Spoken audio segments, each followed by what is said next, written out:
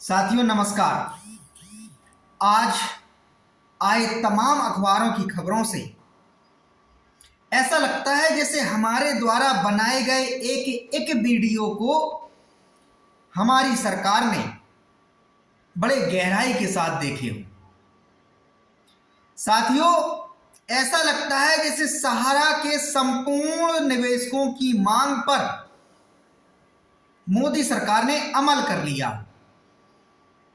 जिस प्रकार से पिछले 5 दिनों के अंदर खबरें आ रही हैं,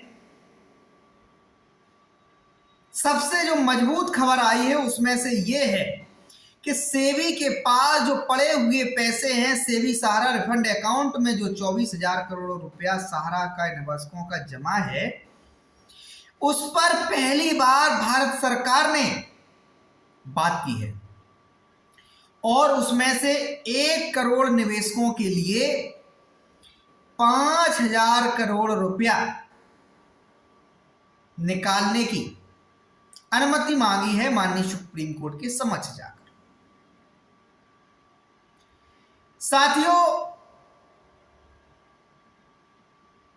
खुशखबरी तो है ही, राहत भरी खबर भी है, लेकिन इसके अलावा इस बात को आप लोग दिमाग में और बैठाइए कि सिर्फ 5,000 करोड़ रुपए की अभी चर्चा हुई है। 24,000 करोड़ रुपया निवेशकों का जमा है सेबी के पास और उसमें से 5,000 करोड़ रुपए की बात हुई। उसका आधार क्या रखा सरकार ने? उसका आधार ये रखा कि 2 से 2,500 करोड़ रुपया सहारा श्री सहारा प्रमुख की जमानत के लिए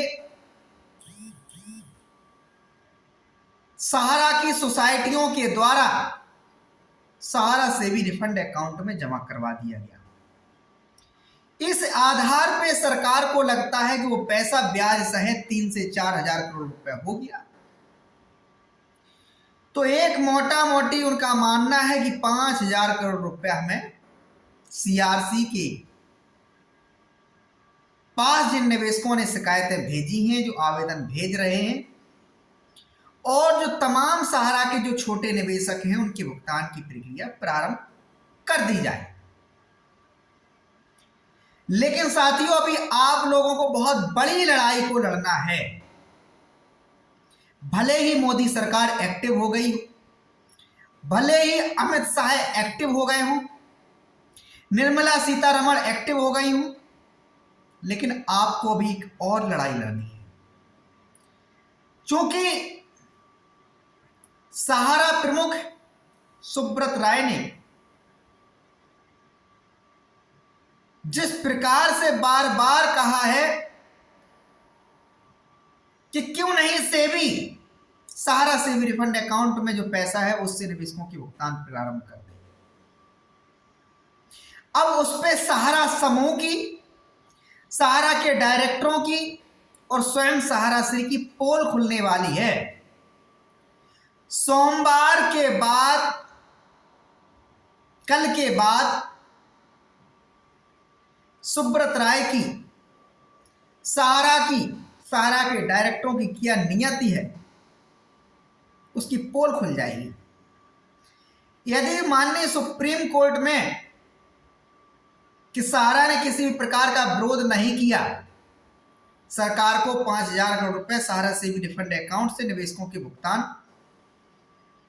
के लिए जो डिमांड की है उसमें कोई व्यवधान नहीं डाला, तो यह माना जा सकता है कि सहारा की नियति कुछ ठीक है, भुगतान की दिशा में कुछ सुब्रत राय सहारा प्रमुख अच्छा सोच रहे हैं। लेकिन इसमें एक बात और मैं कहना चाहूंगा, यही वो समय है जो सहारा श्री स्वयं को, उस सहारा इंडिया परिवार को पुनः स्थापित कर सकते हैं। एक जो सेबी से विवाद होने के कारण सहारा जो मरणासन स्थिति पे पहुंच गई है, उसको पुनर्जीवित करने का यह समय आ गया है। यदि सहारा और सहारा के डायरेक्टर और सहारा की सोसाइटियों के डायरेक्टर माननीय सुप्रीम कोर्ट के समक्ष सोमवार को होने जा रही सुनवाइयों में हिस्सा लेकर जवाब लगाएं कि जो सहारा की सोसाइटियों में 10 करोड़ निवेशक इस समय हैं, उसमें से 3 करोड़ निवेशक वो भी हैं जो सहारा रियल एस्टेट हाउसिंग कॉरपोरेशन और सहारा हाउसिंग इन्वेस्टमेंट कॉरपोरेशन लिमिटेड के थे। वहां सुप्रीम कोर्ट में जाकर सच स्वीकार कर लें तो सहारा की सोसाइटियों के, चारों सोसाइटियों के निवेशकों का जो पैसा है, मैं इस बात को यहां कहना चाहूंगा, इस पैसा को यदि भुगतान 24,000 करोड़ का कराना है, इस पैसे को सहारा को सीधा नहीं सौंपा जाना चाहिए। इस पैसे पे भारत सरकार अपनी निगरानी तंत्र बना के भुगतान कराए। एक पोर्टल उपलब्ध कराया जाए निवेशकों के लिए। उस पोर्टल पे सारा बायोडाटा दिया जाए, खाता नंबर क्या है, मेंबरशिप नंबर क्या है, कितने रुपए मासिक का था, त्रिमासिक का था, वार्षिक का था, कितने रुपए की सीधा एफडी था, फिक्स डिपॉजिट था, टोटल कितना उसमें जमा है, किस स्कीम में था, कंपनी ने मैच्योरिटी का कितना क्या वादा किया था, बाकायदा उसमें आधार नंबर और जो सहारा के सर्टिफिकेट हैं उनकी कॉपी को संलग्न करा के इस प्रकार से एक निगरानी तंत्र बना के भुगतान की प्रक्रिया प्रारंभ कराई जाए। लेकिन इसके अलावा जो मैं कहना चाहता हूं उसको समझने का प्रयास कीजिए। 5,000 करोड़ रुपए तो सिर्फ ऊंट के मुंह में जीरा है। असल में भुगतान तो 1 लाख करोड़ रुपए का होना है। 86,000 करोड़ रुपए सहारा ने जुटाया सोसाइटियों के निवेशकों के माध्यम से, और अधिकांशतः वो खाते पूर्ण हो गए हैं। अधिकांशतः निवेशकों के खाते की परिपक्वता अवधि पूर्ण हो गई है। यहां मैं बात कर रहा हूं सहारा रियल एस्टेट और सहारा हाउसिंग कॉरपोरेशन लिमिटेड के उन निवेशकों की भी जिनको 2012 में सहारा की सोसाइटियों में या सहारा क्यूसॉप में ले जाकर ट्रांसफर कर दिया गया। इस पैसे को, इस बात को सरकार तक पहुंचाए बिना पूरा पैसा निवेशकों का नहीं मिल सकता। इसलिए इस बात को सरकार तक पहुंचाया जाए कि सहारा रियल एस्टेट और सहारा हाउसिंग के जितने भी इन्वेस्टर, जितने भी निवेशक हैं, जैसे मान लीजिए कोई सहारा रियल एस्टेट का, सहारा हाउसिंग का इन्वेस्टर 5 वर्ष के लिए उसकी कोई स्कीम में था और 2 वर्षों बाद या 2.5 वर्षों बाद या 3 वर्षों बाद उसके खाते को 2012 में क्यूसॉप या सोसाइटी में ट्रांसफर कर दिया गया, तो 5 वर्ष की अवधि के दौरान या तो उसको भुगतान मिल गया सहारा के द्वारा। वो भुगतान भी कैसे मिला? सहारा के किसी नए डिपॉजिटर ने, जो सोसाइटी के डिपॉजिटर ने पैसा वहां निवेशित किया, उससे सहारा ने उस निवेशक का भुगतान कर दिया। नया जो पैसा आया उससे पुराना भुगतान सहारा ने कर दिया। तो प्रत्यक्ष परोक्ष रूप से इस बात पे, इस निष्कर्ष पे पहुंचा जाना चाहिए कि सहारा का जो विवाद सेबी के साथ है, उस सेबी के जो खाते में पड़ा हुआ 24,000 करोड़ रुपए है, वो सहारा ग्रुप के निवेशकों का ही है। उसमें कोई ब्लैक मनी जैसी बात जहां तक अभी तक सामने नहीं आई। और यदि ब्लैक मनी होती तो इनकम टैक्स उस पर अभी तक जांच बैठा चुका होता। इसके अलावा सेबी अभी तक सत्यापन कर चुका होता। तो वो पैसा जो है 24,000 करोड़ रुपया सरकार को इस बात के लिए आप लोग मनवाइए सरकार को और सरकार तक पत्र भेजना जारी रखिए। 5,000 करोड़ रुपए से भुगतान निवेशकों की प्रक्रिया तो शुरू की जा सकती है, लेकिन यदि आप लोग डटे रहे मैदान में, क्योंकि यहां देखिए 10 करोड़ निवेशकों की बात है और तमाम राष्ट्रीय अखबारों के माध्यम से जो खबरें छापी गई उसमें 1 करोड़ निवेशकों के लिए 5,000 करोड़ रुपया रिलीज करने की अनुमति मांगी गई। यानी कि निवेशक हैं 10 करोड़ और भुगतान के लिए मांगा गया मात्र 1 करोड़ निवेशकों के लिए। अब उसमें भी 1 करोड़ में क्या कैटेगरी रखी जाएगी या क्राइटेरिया रखा जाएगा? जो छोटे निवेशक होंगे उनका पहले भुगतान कर दिया जाएगा। छोटे निवेशकों का भुगतान पहले कर दिया जाएगा, जहां तक मेरा अनुमान है। और क्योंकि ऐसा जो कमलेश कुमारी के मामले में जो अग्रवाल लोग हैं आगरा के, वो प्रत्येक सुप्रीम कोर्ट की हेयरिंग में पहुंचने का कोर्ट में प्रयास करते हैं और पहुंचते भी हैं। उनके माध्यम से उनका मैं अभी एक वीडियो देख रहा था तो उन्होंने इस बात को रखा कि माननीय न्यायालय चाहता है कि पहले छोटे निवेशकों के भुगतान प्रारंभ किए जाए, छोटे निवेशकों के। तो यदि जब 5 करोड़ की बात चल उठी है तो पूरी 24,000 करोड़ रुपए की बात चलनी चाहिए। और वो बात कब चलेगी? जब आप लोग जागृत हो जाएंगे। साथियों, अभी तक जितनी भी बातें सरकार ने मानी हैं या जिस प्रकार से सॉलिसिटर जनरल तुषार मेहता जी ने माननीय सुप्रीम कोर्ट के समक्ष सरकार की नुमाइंदगी करते हुए कहा है, उससे तो मुझे ऐसा लगता है कि मैंने अभी तक जितनी भी कंप्लेंट सरकार को भेजी थी, तकरीबन 1,000 शिकायतें सरकार को भेजी हैं। दर्जनों वीडियो बनाए हैं जिसमें मैंने भुगतान की प्रक्रिया पे बात की है। मैंने तमाम उन संगठनों की तरह बात नहीं की जो कहते हैं कि सहारा को जेल पहुंचाओ, सुब्रत राय को जेल पहुंचाओ, एजेंटों को मारो। ये सारी बातें तो देश में चल ही रही थी। मैंने इस मामले पे इससे हटके बात की। मैंने करोड़ों निवेशकों और लाखों एजेंटों की बात की। मैंने मानवीयता की बात की। मैंने भूल सुधार की बात की। मैंने वो बात की जिससे देश का कल्याण हो, देश के निवेशकों, देश की जनता का कल्याण हो, सरकार का कल्याण हो। जो करोड़ों लोग डिप्रेशन में चले गए उनको बाहर निकालने की मैंने बात की।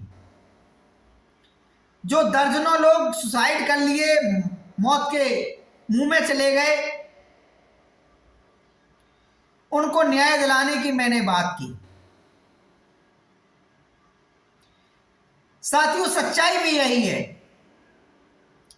यदि इसी प्रकार से जांचें चलती रही तो अगले 20 से 50 वर्षों में भी सहारा के निवेशकों को भुगतान नहीं मिलेगा। ED, CBI, income tax, SFIO, SEBI, CRCA, MCA, company registrar, इसी प्रकार से अगर ये चलता रहा तो जिंदगी में सहारा के निवेशकों को भुगतान मिलना पॉसिबल नहीं है, संभव नहीं है। क्योंकि जांच तो जांच होती है। सहारा कोई छोटी मोटी तो कंपनी है नहीं, छोटी मोटी तो संस्था है नहीं, समुद्र की तरह है। सरकारी अफसर, सरकारी विभाग जितने ही जिसके अंदर डीपली जाएंगे उतने ही उसके नए नए कारनामे खुलेंगे। कभी इस कंपनी से उस कंपनी में पैसा, कभी यहां से उस डायरेक्टर का नाम पता चल रहा, उसी डायरेक्टर के नाम कोई संपत्ति। तो जितना घुसते जाएंगे उतनी ही जांच की प्रक्रिया आगे बढ़ती चली जाएगी। इसलिए साथियों, निवेशकों के भुगतान की मैंने बात अपने वीडियो में, अपने 1000 जो पत्र सरकार को भेजे हैं उसमें की। और आप लोगों से भी मैंने यही कहा कि जब तक सरकार स्वयं इंटरेस्ट नहीं लेगी, चाहे प्रधानमंत्री कार्यालय बोले, चाहे वित्त मंत्रालय ले, चाहे गृह मंत्रालय ले और चाहे सहकारिता मंत्रालय ले, इन सारे, हालांकि 18 डिपार्टमेंट को एक PIL दाखिल की है उड़ीसा के महानुभाव ने। उन्होंने 18 डिपार्टमेंटों को शायद पार्टी बनाया है, नहीं, शायद 10 डिपार्टमेंटों को उन्होंने अपनी उड़ीसा सरकार को भी बनाया है। लेकिन जो 18 डिपार्टमेंटों के साथ वार्तालाप हुआ वो अमित शाह जी का हुआ, निर्मला सीतारमण जी का हुआ, ऐसा खबरें आई अखबारों के माध्यम से, समाचारों के माध्यम से। 18 डिपार्टमेंटों से कहा गया कि जांचें चलती रहेंगी, बात भुगतान पे होना चाहिए।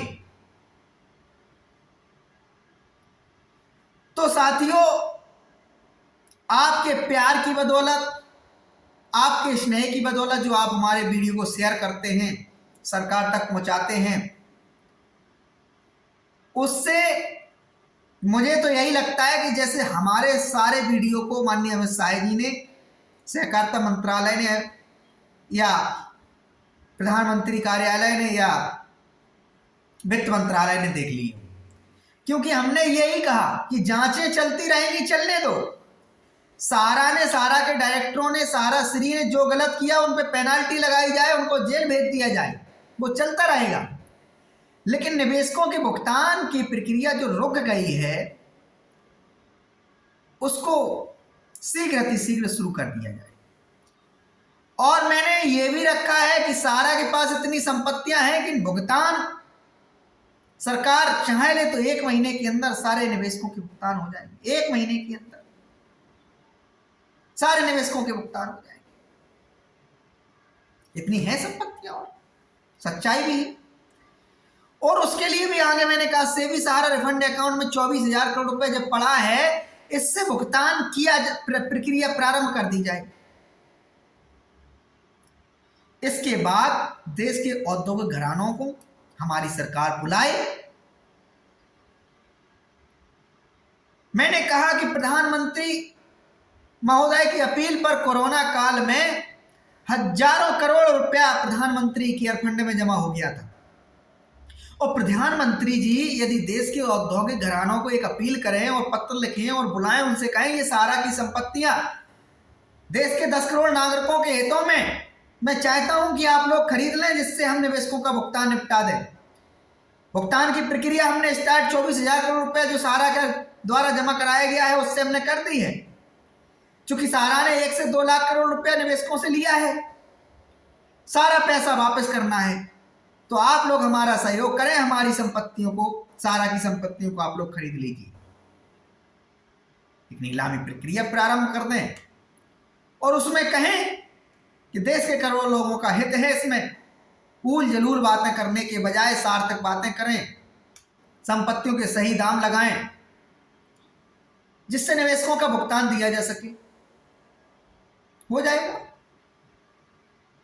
सारा समाधान हो जाएगा, कोई दिक्कत नहीं आएगी भुगतान करने में। तो साथियों, मैं किसी YouTube पर बैठे हुए महानुभाव का किसी का नाम नहीं लेना चाहता हूं, हालांकि मन तो बहुत करता हूं। सुप्रीम कोर्ट की जानकारी बताई गई है, कल ये तारीख, परसों ये तारीख, नरसों ये तारीख। उन तारीख को बताने से जनता का क्या लाभ है? कोई लाभ नहीं है। जनता को तो बताना है, तो इस बात को बताना है कि आपका पैसा क्यों फंसा है, कैसे फंसा है, कैसे मिलने की संभावना है और आपको क्या क्या करना चाहिए एक जागरूकता फैलाने की जरूरत है जनता को, जिससे हमने बार बार कहा है कि आप लोगों के पास जो भुगतान के रास्ते हैं वो उपभोक्ता फोरम में आवेदन लगाने से है, स्थायी लोक अदालत में जाने से है, एफआईआर के माध्यम से भी है, और सेंट्रल रजिस्ट्रार को पत्र लिखकर भी है, प्रधानमंत्री कार्यालय, ये सारी बातों को हमने बार बार रखा। लेकिन उसमें बहुत जटिल प्रक्रिया होती है, इसलिए हमने बार बार कहा कि सारे निवेशक और एजेंट आपस में लड़ना बंद करके एक अपना स्वयं का संगठन बनाएं और एक दूसरे का हाथ थामे प्रधानमंत्री कार्यालय को जगाएं, तमाम देश के सांसदों विधायकों को जगाएं और सरकार को बताएं कि मामला कैसे निपटेगा।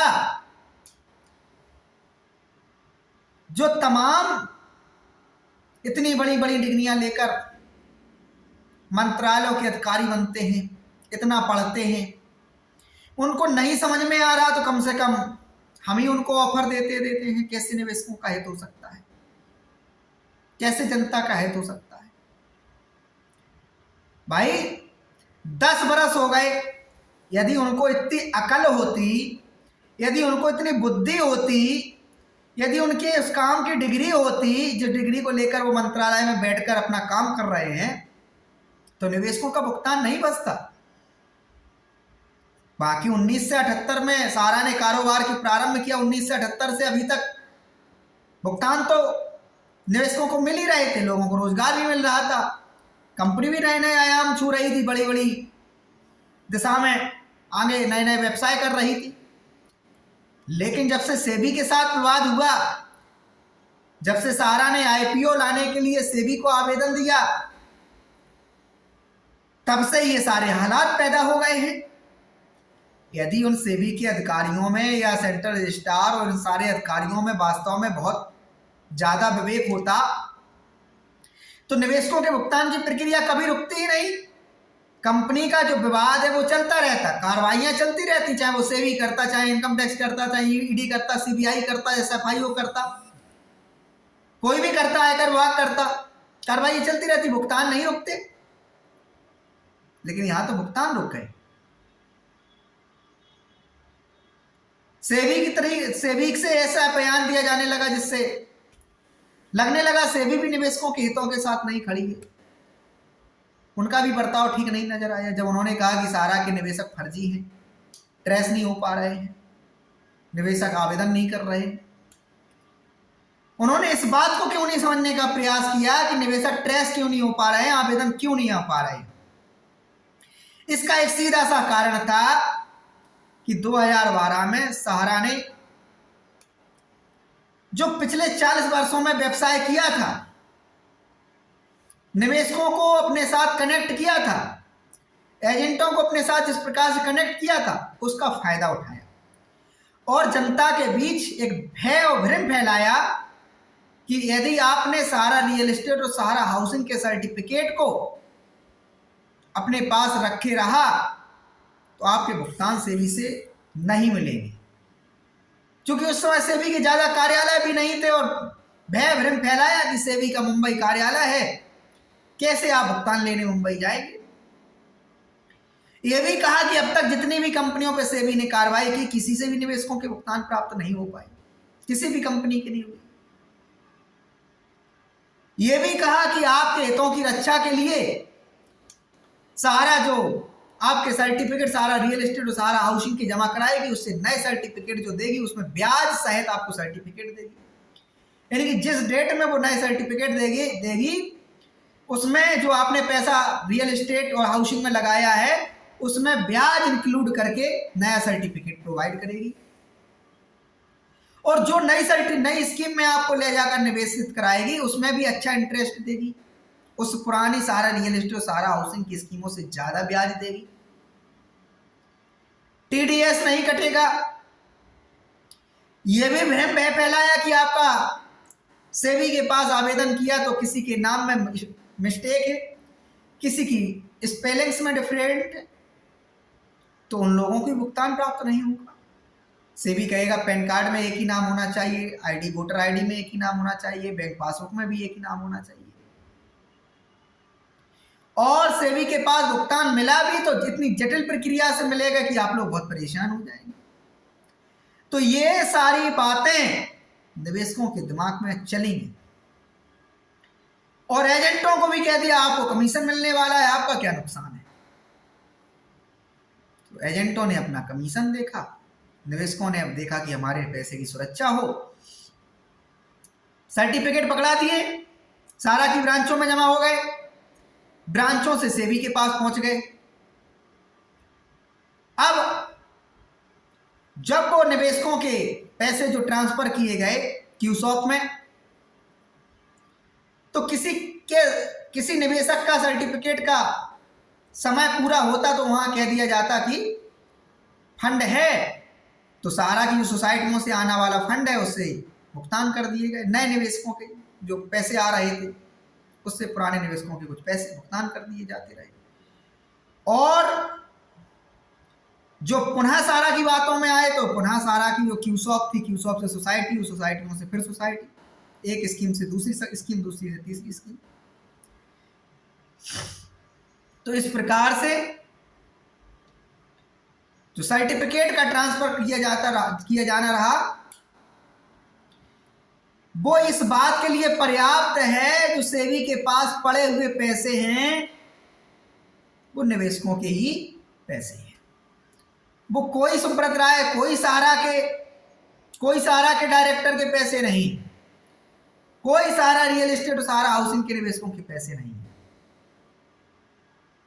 क्योंकि सहारा रियल एस्टेट और सहारा हाउसिंग का निवेशक अपने सर्टिफिकेट को कन्वर्जन ट्रांसफर करा चुका है सोसाइटीज के निवेश सर्टिफिकेट में, और बहुत सारे लोग भुगतान भी प्राप्त कर चुके हैं। तो इसलिए अवेयरनेस की जरूरत है, जागरूकता की जरूरत है। आप लोग जब इस बात को समझ लेंगे कि हमारा भुगतान कहां, क्यों, कैसे, किन कारणों से फंसा है, तभी आप सरकार के समक्ष जाकर आवेदन देने के लिए गंभीरता से विचार करवा सकते हैं, सरकार से को विवश कर सकते हैं। आप सीना ठोक के कह सकते हैं कि आपने लाइसेंस दिया, भुगतान आपकी दिलाना जिम्मेदारी है। आप सीना ठोक के कह सकते हैं कि सहारा सेबी रिफंड अकाउंट में पड़े हुए पैसे से भुगतान की प्रक्रिया प्रारंभ करके बाकी का भुगतान सहारा की संपत्तियों से कराया जाए। तो जो भी व्यक्ति हमारे इन वीडियो को देखेगा, तो मैं वादा कर सकता हूं उसकी बुद्धि में, उसके विवेक में इस बात को बड़ी गहराई से समझने में आसानी हो जाएगी कि भुगतान जो है केंद्र सरकार कैसे करा सकती है। तो ये तो अभी सिर्फ टेलर है 5,000 रुपए का, पिक्चर बाकी है। बहुत बड़ा मामला है, बहुत बड़ा मामला है, 1 लाख करोड़ से अधिक का मामला है, बहुत बड़ा मामला है। तो बहुत ज्यादा भी खुश होने की जरूरत नहीं है। 5,000 करोड़ रुपए से में आपका नंबर आ पाए या ना आ पाए क्या पता। जरूरी नहीं कि आपका 5,000 करोड़ रुपए, मान लीजिए अभी तो शुरुआत हुई है, अभी तो सरकार ने अपना पक्ष रखा है, कल के दिन सारा विवाद नहीं करे, व्यवधान नहीं डाले, सुप्रीम कोर्ट से कह दिया जाए कि ठीक है भाई निकाल लीजिए इस पैसे को। तो यही हम आपसे कहना चाहते हैं कि अभी बहुत ज्यादा जागरूकता की जरूरत है, बहुत जागरूकता की जरूरत है। और जो कहते हैं कि हम बहुत सारे निवेशक हैं सोसाइटियों के जो कहते हैं हमारा रियल एस्टेट का या हाउसिंग का सर्टिफिकेट नहीं था, हमने सीधा नया पैसा जमा कराया सोसाइटियों में। उन निवेशकों से भी कहना चाहूंगा कि आपने जो पैसा जमा कराया था उस पैसे का भी सहारा ने दुरुपयोग कर लिया है। जो पुराने सहारा रियल एस्टेट और सहारा हाउसिंग के तमाम निवेशक हैं उनको कर दिया भुगतान, अन्यथा नई परियोजनाओं में लगा दिया, नई योजनाओं में लगा दिया आपका पैसा। जब एमबी वैली की बातें की जा रही कि एमबी वैली में हमने 62,000 करोड़ रुपया सहारा ने लगाया है, तो कैसे ये संभव हो सकता है? एमबी वैली है करीब 2 दशक पुरानी और सोसाइटियों में निवेशकों ने पैसा लगाया है 2011 के बाद से। 2011 से शुरुआत हुई है सोसाइटियों में, और एमबी वैली तो बहुत पुराना है, तो कैसे पॉसिबल हुआ ये? तो यही है कि पुरानी जो कंपनियां सहारा की थी उनके सर्टिफिकेट को यहाँ से वहाँ, उनकी संपत्तियों के नाम को, उनके डायरेक्टरों के नाम को यहाँ से वहाँ घुमाने का प्रयास किया गया है। तो सरकार इस निष्कर्ष पे जितना जल्दी पहुंच जाए उतना जल्दी देश के हित में है, निवेशकों के हित में है, जनमानस के हित में है। जीडीपी बढ़ने लगेगी, लोगों की व्यवस्थाएं सुधरने लगेगी। इस निर्णय पर सरकार पहुंच जाए कि जितना भी पैसा है वो सारा निवेशकों का है, सारा जनता का पैसा है। जितना जल्दी इस निष्कर्ष पर सरकार पहुंच जाए उतना जल्दी हितकर है देश के लिए। धन्यवाद। अपने वीडियो से यही प्रयास है बनाने से। मैं और तमाम यूट्यूबरों का बार बार मन करता है नाम लूं, लेकिन नहीं लेता हूं। उनकी तरह भ्रम भ्रांति नहीं फैलाना चाहता हूं। मैं सिर्फ चाहता हूं कि सरकार तक ऑफर पहुंचे 10 करोड़ लोगों की तरह इस तरफ से कि हमारा भुगतान सरकार कैसे दे। आप सीना ठोक के कह सकते हैं हमें भीख नहीं चाहिए, हमें अपना अधिकार, हमें अपना हक चाहिए। कोई हम आपसे रेमेडी नहीं, ये नहीं चाहते हैं कि हमें जैसे किसानों को दी जाती है या जैसे विकलांगों को दी जाती है इस देश में, तमाम उज्ज्वला योजना, तमाम प्रकार की सरकार के द्वारा योजनाएं चलाई जा रही हैं लोक कल्याण के लिए। यहाँ कोई निवेशक अपना अधिकार मांग रहा है, यहाँ कोई वो ऐसी बात नहीं है कि जनता अपना।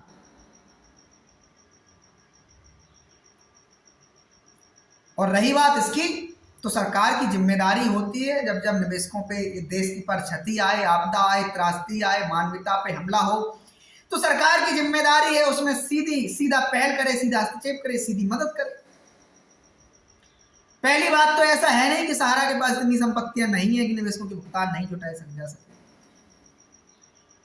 और अगर मान लो किसी कारण से ऐसा होता भी कि सहारा के पास संपत्तियां कम पड़ जाती हैं, तो सरकार की ड्यूटी है कि एक बजट निर्धारित करे, उससे निवेशकों का भुगतान करे। आप लोग हमारे इस वीडियो से क्या सीखे, क्या समझे, कमेंट करके बताएं। धन्यवाद।